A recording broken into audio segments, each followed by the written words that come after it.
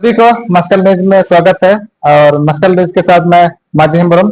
और आज हम लोग चकदरपुर में आए हुए हैं और यहाँ हम लोग का अम्बेडकर राइट ऑफ इंडिया, जो हम लोग शॉर्ट नाम एपीआई पार्टी जो है, यहाँ पर पार्टी का पुनर्गठन हुआ है। और इसमें क्या क्या इसमें निर्णय लिया गया है, आज इन्हीं लोग से बात करते हैं। और सबसे पहले बात करना चाहेंगे महिला मोर्चा के अध्यक्ष अम्बेडकर राइट ऑफ इंडिया का हम लोग का अपना परिचय स्वयं देंगे। मस्कल न्यूज में स्वागत है। अब जोहार आपके चैनल को, हमारे एपीआई की तरफ से। मैं ज्योति भेंगरा, एपीआई झारखंड प्रदेश महिला विंग की अध्यक्ष। यहाँ जो अब जैसे यहाँ आज पुनर्गठन में आई हुई है, तब इस पार्टी को आप किस रूप में देखते हैं, कैसे देखते हैं? इस पार्टी को मैं किस रूप में देखती हूँ, ये पार्टी ऐसा है, इसकी जो नियम और इसकी जो नीति है, यही भारत देश को एक नया दिशा दे सकती है। और हमारे झारखंड को, और विशेषकर हम झारखंड की बात करेंगे, बल्कि भारत देश को भी एक नया दिशा दे सकती है, जो इसका नीति है, जो इसका अपना सिस्टम है। क्योंकि आज तक हमने जो भी देखा है 75 साल में, देश की आजादी के बाद जो भी पार्टियां आई और गई, लेकिन उन्होंने हमारा विकास नहीं, पार्टी के लोगों ने खुद का विकास किया है। और अभी जो भी थोड़ा बहुत विकास पहले के पार्टियों ने किया था, वो अभी जो वर्तमान में जो सरकार है, जो पार्टी है, वो हमारे देश को विनाश की ओर में गर्त में डाल ही दिया है। ये सच्चाई है, ये बात करने की जरूरत नहीं, ये गर्त में डाल दिया है और इसको बिल्कुल मटियामेट कर देने के एजेंडे पे चल रही है। बिल्कुल, ये बात सही, अपना अच्छी बात कही है।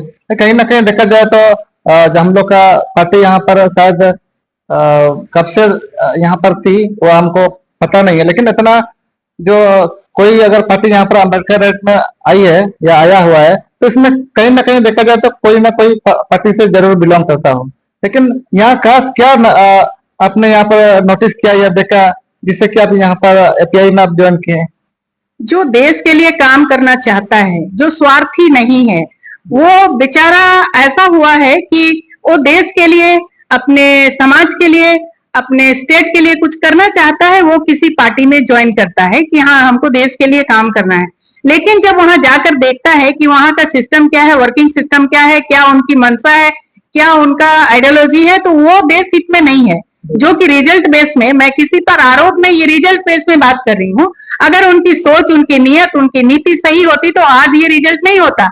आज हाहाकार मचा हुआ है, आज गरीबी बढ़ी हुई है, आज महंगाई का तो बात ही नहीं करना है। जो देश को इस रास्ते पे लेकर जा रहे हैं, आज हर जगह दंगे ही दंगे हो रहे हैं, तो ये कौन सी सरकार है? ये क्या चाहती है? पहले कुछ भी हो, इससे कम हुआ करता था लेकिन होता था। तो हमेशा आप दंगे के देश बनाएंगे और जाति जाति और धर्म धर्म की लड़ाई पर आप विशेष काम करेंगे, तो इससे तो देश आगे नहीं बढ़ेगा ना, इससे तो देश गर्त की ओर जाएगी। और ये हमारा जो अम्बेडकराइट एपीआई जो है, ये मानवतावादी है।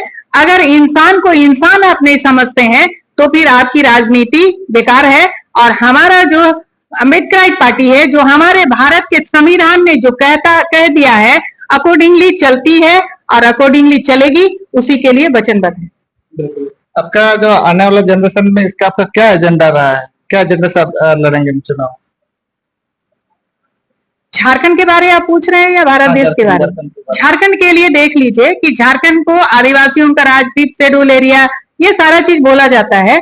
तो 5th शेड्यूल एरिया में आता है अभी जो बहुत विशेष लड़ाई चल रही है कि 5वीं अनुसूचित क्षेत्र जो 13 जिला है और 3 जिला जो आंशिक है, वहां पे 5वीं अनुसूचित क्षेत्र को जो चिन्हित किया हुआ है, वहां लोकसभा में विधानसभा सबसे ऊंचा ग्राम सभा, तो वहां का जो पारंपरिक ग्राम सभा है वही यहाँ का शासन व्यवस्था को चलाएगा और उसके हिसाब से चलेगा। लेकिन यहाँ जितने पार्टी, किसी का नाम लेने का जरूरत नहीं, लेकिन अगर आप नाम पूछेंगे तो कांग्रेस एंड बीजेपी, कांग्रेस ने सबसे ज्यादा शासन किया है।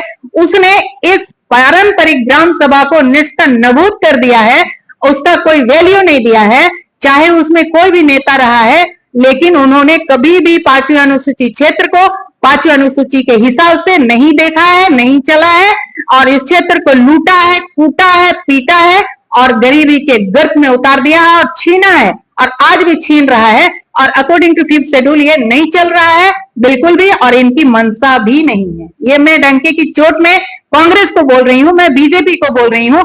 और जेएमएम बेचारा लाचार है क्योंकि ये लोग उनके गर्दन दबा के रखे हुए हैं। बिल्कुल, तो बहुत अच्छा जानकारी दी है। तो यहाँ कहीं ना कहीं देखा जाए तो यहाँ पर अभी छत्तीसगढ़ में बहुत सारा जो है वन को नष्ट कर दिया। फिर आपका हैदराबाद में देखा जाए तो क्या आने वाला पीढ़ी में अगर अम्बेडकर राइट ऑफ इंडिया अगर जीतती है तो क्या ये इस कदम को सफल बनाने के लिए कार्य करेगी? बिल्कुल, अम्बेडकर पार्टी जो संविधान कहता है संविधान के हिसाब से चलेगा। और संविधान क्या चीज है ये समझने की चीज है। ये जो अभी जंगल कट रहे हैं ये सारा तो ये पूरे पृथ्वी को नष्ट करने का काम ये लोग कर रहे हैं। और 5th शेड्यूल एरिया के अगर हम जल जंगल जमीन हमारा वही हमारा जीवन है, लेकिन वो जीवन दाता को अगर आप नष्ट कर रहे हैं, विकास के नाम पे आप देश को विनाश कर रहे हैं, लोगों का जीवन को विनाश कर रहे हैं। इस तरह का विकास को कोई विकास नहीं कहता, ये विनाश है। और इसीलिए जल जंगल जमीन, जंगल होना बहुत जरूरी है, लेकिन आप जंगल को टारगेट किए हुए हो। छत्तीसगढ़ में, अभी तेलंगाना में, अब पूरे भारत में आप देखेंगे ये लोग जंगल कटाई की काम कर रहे हैं, विकास के नाम पे विनाश कर रहे हैं, ये हमारे जीवन को विनाश कर रहे हैं। बिल्कुल बिल्कुल। तो अंत में आपसे यही सवाल करना चाहेंगे, जो अभी आने वाला पीढ़ी में जो अम्बेडकर राइट ऑफ इंडिया जो अभी आने वाले जनरेशन में अगर जीतती है तो क्या करेगी, और उसके बाद साथ साथ में आप क्या संदेश देना चाहेंगे? बिल्कुल, हमारा एपीआई मानवतावादी है। सबसे पहले तो ये इंसान को इंसान रहने दो। और सबसे बड़ी बात कि भारत का जो संविधान कहता है हम सब बराबर हैं, तो ये बराबरी को लाना है। और बराबरी को लाना ही मानवता को लाना होता है। आप एक मानव, एक जो मानव जाति है वो एक समान है। यहाँ कोई मानव ना बड़ा है, ना छोटा है, ना उच्च है, ना नीच है। इस चीज को लेकर चलेगी और यही संविधान भी बोलता है। और ये जब तक नहीं आएगा देश का उन्नति कभी नहीं होगा। अभी महिला और पुरुष के बीच में इतना बड़ा खाई रख दिया है, जो महिलाएं अभी डबल गुलाम है। अगर मैं ये बात बोल रही हूं तो कोई पॉलिटिशियन को समझ में नहीं आएगा, मुझको कटाक्ष करेगा, लेकिन मुझको उसकी चिंता नहीं है। महिलाएं डबल गुलाम है। जब तक महिलाओं को आप बराबरी में नहीं लाएंगे तो फिर आप कभी भी देश का उन्नति विकास नहीं कर सकते हैं। और हमारे अम्बेडकर पार्टी ऑफ एपीआई में ऐसा नहीं है। हम महिला पुरुष से बराबर हैं और भारत का संविधान में महिला और पुरुष को बराबर अधिकार मिला है। लेकिन आज की तारीख में आप किसी भी पार्टी में देख लीजिए, कांग्रेस बोलती है 33% हम आपको रिजर्वेशन देंगे, अपना पीठ ठोकती है। वाई 33%? 50% क्यों नहीं, 60% क्यों नहीं? घर तो 100% महिला ही चलाती है ना, 100% महिला ही चलाती है। कहने का मतलब घर तो संभालती है ना। तो फिर आप राजनीति में जब तक महिलाओं को 50% नहीं लाते हैं, आपका कभी भी देश का विकास नहीं होने वाला। ये प्रमाणित है वर्ल्ड में। और आप यहाँ नस्लवाद, जातिवाद, धर्मवाद ये फैला कर रखे हैं, कभी देश आगे नहीं जा रहा, ये पीछे आ रहा है। सबसे बड़ी बात, महिलाओं को बराबरी का अधिकार आज तक किसी पार्टी ने नहीं दिया। आप किस अधिकार और किस संविधान की बात करते हैं? ये तो महिलाओं को आज भी गुलाम रखा है। आज वर्ल्ड में महिला प्रताड़ना, महिलाओं के साथ दुर्व्यवहार, ये सबसे ज्यादा भारत देश में होता है। उसमें बीजेपी वाले सबसे आगे हैं और उसके बाद कांग्रेस भी पीछे नहीं है। और सत्ताधारी लोग महिलाओं का शोषण, अत्याचार करने के लिए अगले लाइन में खड़े रहते हैं। ये मैं डंके की चोट में बोलती हूँ। और उसमें जो महिलाएं हैं वो कभी मुंह नहीं खोलती हैं। महिलाओं के पक्ष में, महिलाओं के साथ इतनी बर्बरता होती है, लेकिन सत्ता की एक महिला को जो मुंह खोल दे। अभी बीजेपी की सरकार चल रही है भारत देश में, यूपी में देख लीजिए, एक लड़की का साथ 19 साल की बच्ची के साथ 23 लड़के 7 डेज तक घुमा घुमा कर उसके साथ बलात्कार करते हैं। बीजेपी की एक भी कोई नेत्री कुछ बोली क्या? नहीं बोली। यूपी की कोई एक भी महिला अभिनेत्री कुछ राजनेत्री कुछ बोली क्या? एक जन भी नहीं बोला। क्यों? इसीलिए मैं कहती हूं कि महिलाओं को आज अगर राजनीति में भी है तो वहां भी गुलाम बनाकर रखा हुआ, उनको बोलने नहीं दिया जाता है। और इस चीज को हमारी एपीआई पार्टी बिल्कुल सब बराबरी है और सब कोई को बराबर में लाने का काम करेगी, क्योंकि संविधान यही कहता है। और जो संविधान कहता है हम उसी रास्ते पे चलेंगे। हमको कोई नया रास्ता बनाने का जरूरत नहीं है, रास्ता बना हुआ है, हमको उस पर चलना है। That's all. बिल्कुल। जहाँ तक मैं कही है, बहुत अच्छी जानकारी दी है। तो साथ में ये भी एक अंत में सवाल को जोड़ना चाहूंगा कि जिस तरह से भी जनमन सरकार ने एक चलाई है मैया सम्मान योजना, तो कहीं ना कहीं देखा जाए तो जो मंथली उन लोग को 2500 रुपये मिलता है, तो आने वाले जनरेशन में ये 2500 का क्या वैल्यू देखते हैं? अगर वो 2500 दे रही है, आज शुरू करी है, तो महंगाई बढ़ता जाता है, हर चीज का स्कूल फीस बढ़ता जाता है, तो क्या उसमें बढ़ोतरी करेगी कोई नीति? कोई बताया है उसने? कुछ नहीं। और क्या सभी बच्चों को मिल रहा है जिससे जो उसके लिए एलिजिबल है? नहीं मिल रहा है। किसी का रजिस्ट्रेशन हो गया है, कभी मिल रहा है, कभी नहीं मिल रहा है। उससे बहुत ज्यादा कुछ होने वाला नहीं है। अगर यहाँ हमारा झारखंड में बोलिए तो ट्राइबल सब प्लान का पैसा आता है, उसी से अगर आप शिक्षा के लिए उनको स्टाइपेंड देते, उनको शिक्षा देते, उनको स्वास्थ्य का ध्यान देते, तो इकोनॉमिक के लिए, उसका इकोनॉमिकल डेवलपमेंट के लिए पैसा आता है। वो अगर पैसे आप उसके पीछे लगाते तो मैया सम्मान योजना की जरूरत ही नहीं पड़ती। आज तक महिलाएं सशक्त हो गई होती और बच्चियां सशक्त हो गई होती, बच्चे पढ़ लिए होते। आज सरकारी स्कूल का हालत खराब है, बात करने का जरूरत ही नहीं, इतना ज्यादा हालत खराब है। आज सारे के सारे लोग प्राइवेट में जाने के लिए मजबूर है, और प्राइवेट तो भाई पैसा लेगी, वहां टीचर्स को पेमेंट करना है, मेंटेन करना है, सारा चीज करना है, तो पैसे तो लेंगे। और सरकार क्या कहती है? उस्काती है प्राइवेट स्कूल के पीछे लोगों को पढ़ने के लिए, लेकिन जाना हमको वही है। ये हालत हमारा सरकार बना दिया है। तो Ambedkarite party of India API हमारा जो सरकार के तरफ से जो हमारा जो भी टीएसपी का पैसा जो कुछ भी आता है, वो हम उसको सही से इम्प्लीमेशन करने का काम करेंगे। बिल्कुल, छोटे शब्दों के साथ आपने बहुत अच्छी जानकारी दी है। तो साथ ही में उसका जस्ट बगल में है, उससे भी दो चार शब्द पूछ लेते हैं। तो आपका परिचय के साथ साथ में मैं आपसे सवाल करना चाहूंगा, जो हम लोग का अम्बेडकर राइट ऑफ इंडिया जो पार्टी है, आज के पुनर्गठन के साथ साथ आने वाला जनरेशन को इस पार्टी की जो जनरेशन, आने वाला जनरेशन को आप कैसे देखते हैं? सबसे पहले जोहार आपके न्यूज के माध्यम से। आज पश्चिम सिंहभूम जिला कमेटी का पुनर्गठन किया गया और मैं प्रदेश सचिव लाल माझी और पश्चिम सिंहभूम जिला कोऑर्डिनेटर भी हूँ। और ये मेरा उत्तरदायित्व है कि हमारे जिला में जो है जिला कमेटी अच्छी तरह से बने। तभी आपने एक सवाल किया, जो आने वाले जनरेशन जो है अम्बेडकराइट पार्टी ऑफ इंडिया किस तरह से काम करेगी, बड़ा अच्छा सवाल किया आपने।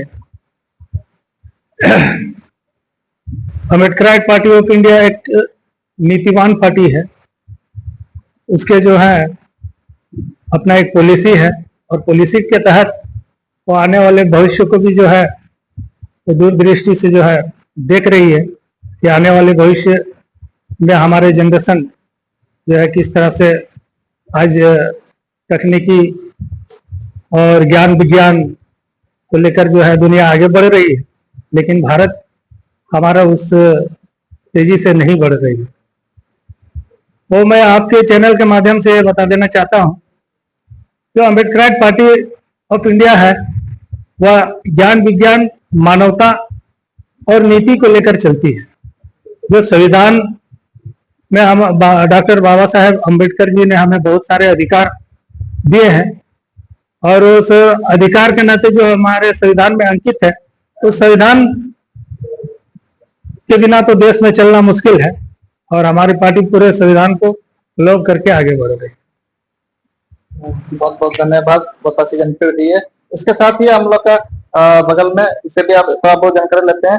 सर, तो आपसे सवाल है कि आपका परिचय के साथ साथ आज का जो अम्बेडकर राइट ऑफ इंडिया ये जो पार्टी है, इस पार्टी को आप हमारे युवाओं को, आने वाला जनरेशन को आप अपना परिचय के साथ संदेश। बहुत बहुत धन्यवाद इस न्यूज चैनल को। मैं Mangal Soren, Ambedkarite party of India का प्रदेश सचिव। आज इस प्रेस कॉन्फ्रेंस के माध्यम से मुझे 2 शब्द बोलने का मौका मिला है, तो मैं शुक्रगुजार करूंगा इस चैनल को। ये पार्टी जो है एक नीति निर्धारित पार्टी है। इसके माध्यम से मैं यही कहना चाहूंगा, ये मानव हित, वैज्ञानिक हित और पूरे दुनिया को मानव हित योग्य बनाते हुए इस पार्टी का जो निर्देशन है कि सारे लोगों को सुख समृद्धि भाईचारा और आने वाले समय को जो शिक्षा हित के तहत आगे बढ़ाया जाए। और साथ ही साथ इसका उद्देश्य ये भी है कि यहाँ के आदिवासी मूल निवासी हैं, इनके हित अधिकार को इस धरातल पे पुनः पूर्ण रूप से बहाल होनी चाहिए। इस दिशा निर्देशित से इस पार्टी का उदय हुआ है और इसी नीति निर्देश के साथ यहाँ जो है गठनिक तौर पर सारे सदस्य कर्मठ है और इस कार्य को आगे सुचारू ढंग से चलाने के लिए बाध्य है। बहुत बहुत धन्यवाद। बहुत छोटे शब्द में आपने बहुत अच्छा विस्तार से दिया, इसके लिए मैं मस्कल परिवार से मैं आप लोगों ने बहुत बहुमूल्य समय देकर के हमारे साथ जुड़े, इसके लिए बहुत बहुत धन्यवाद और जोहार।